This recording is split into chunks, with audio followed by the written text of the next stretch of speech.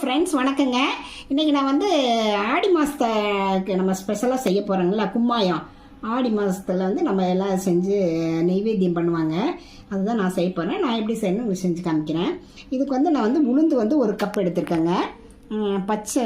பச்சரிசி வந்து ஒரு 1/4 கப்பு, பாசி பருப்பு வந்து அது 1/4 கப்பு.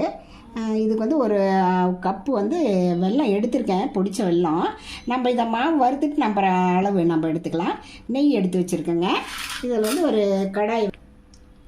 கடாயில் வந்து காஞ்சிச்சுன்னா நம்ம வந்து உளுந்தை போட்டுக்கலாங்க. உளுந்தை போட்டு வந்து சிம்லேயே வச்சு நம்ம வந்து வறுத்துக்கலாம். அதாவது மீடியம் ஃப்ளேமில் வச்சு கூட வறுத்துக்கலாம். வறுத்தோம்னா உங்களுக்கு வந்து ரொம்ப சிவக்க வேண்டாம், லைட்டாக கோல்டு கலரில் வந்ததுன்னா போதும். அந்த மாதிரி வறுத்துக்கலாங்க. பாருங்கள், நல்லா கோல்டு கலரில் வந்துடுச்சு. நம்ம எடுத்து ஒரு பாசிப்பருப்பு அதே மாதிரி நம்ம வறுத்துடலாங்க. பாருங்கள், பாசிப்பருப்பு நல்லா செவந்துருச்சு. இது எடுத்து ஒரு பிளேட்டுக்கு மாற்றிடலாம். அதே பிளேட் 1/4 கப்பு பச்சரிசிங்க. அதையும் நல்லா பொடிஞ்சு வரும். வறுபடுறப்ப பொடியிறப்ப எடுத்து கொட்டிட வேண்டியதாங்க. பாருங்கள், இந்த அரிசி நல்லா வறுபட்டுருச்சு. இது அதே பிளேட்டில் மாற்றிக்கலாம். இது நல்லா ஆற விட்டு நல்லா மிக்சியில் போட்டு பிடிச்சிக்கலாங்க. பாருங்கள், அரைச்சிட்டு வந்துட்டேன். ஓரளவுக்கு இதுலேயும் நம்மளுக்கு நல்லா நைஸாக வந்துருச்சு. ஜலிக்க வேண்டியதில்லை. பரபரன்னு இருந்தோம்னா நம்ம ஜலிச்சுக்கலாம். இது ஒரு பவுலில் போட்டு நம்ம அளந்து பார்த்துக்கலாம். இந்த கப்பில் வந்து ஒரு கப்பு வந்துருக்குங்க. இதில் வந்து நம்ம ஒரு கப்பு வெல்லம் எடுத்து கரைச்சிக்கலாம். இந்த அரைச்ச பவுட்ரு எடுத்த கப்புலேயே ஒரு கப்பு வந்து வெல்லம் எடுத்துருக்குறேங்க. இதில் வந்து 2.5 கப்பு தண்ணி ஊற்றி நம்ம சும்மா கொதிக்க மட்டும் வச்சுக்கலாம். ஒரு கப்பு வெல்லத்துக்கு 2.5 கப்பு தண்ணி ஊற்றி நான் சாஸ்பேனில் வச்சுருக்கேங்க. இது வந்து ஒரு நல்லா கொதிச்சுதுன்னா போதும்.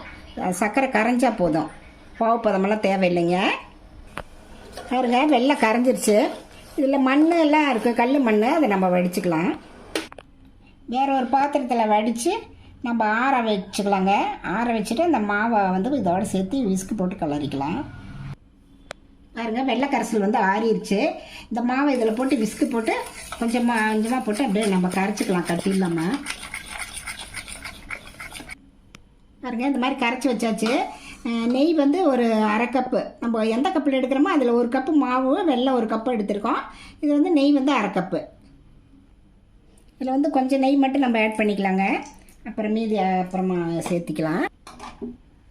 ஊற்றி இதில் கலரிக்கலாங்க.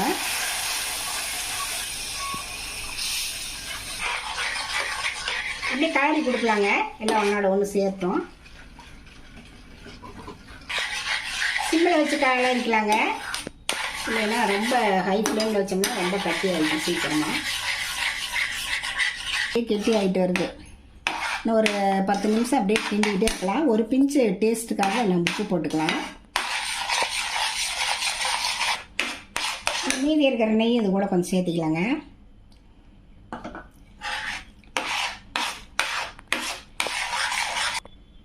ஏலக்காய் பொடி சேர்த்துக்கலாங்க. சர்க்கரை சேர்த்து பிடிச்சிருக்கேன். பாருங்க, அவ்வளோதாங்க, முடிஞ்சிச்சு. இப்படி நம்ம கலர்றப்ப பாத்திரத்தோட அப்படியே ஒட்டாமல் வருது பாருங்கள். இந்த மாதிரி டைமில் நம்ம எடுத்துடலாம். பாருங்கள், அப்படி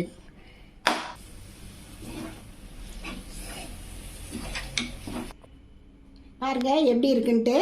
இந்த ஆடி வெள்ளிக்கிழமை அன்னைக்கு நீங்கள் இது மாதிரி ஆடி கும்மாயம் செஞ்சு அசத்துங்க. குழந்தைங்களுக்கு ரொம்ப இது பிடிக்கும். நீங்களும் இது மாதிரி செஞ்சு பார்த்துட்டு எப்படி இருக்குன்னு ரதியா சமையலுக்கு சப்ஸ்கிரைப் பண்ணுங்கள், லைக் பண்ணுங்கள், ஷேர் பண்ணுங்கள்.